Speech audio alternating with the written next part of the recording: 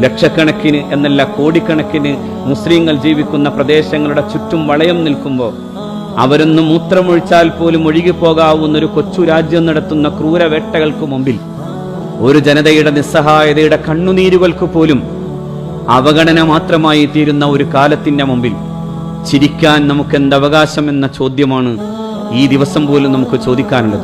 അള്ളാഹു നമ്മളെയും രക്ഷപ്പെടുത്തട്ടെ.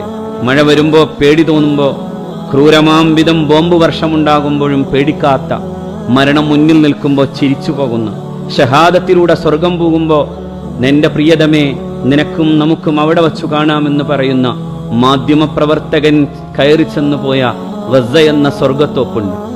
രണോത്സുകമായ കാലത്തിന്റെയും ചോരപ്പൂക്കൾക്ക് എന്തൊരു മനോഹരമായ ജീവിതത്തിന്റെ ഗന്ധമുണ്ടെന്ന് പറയാൻ കഴിയുന്ന ഗസ.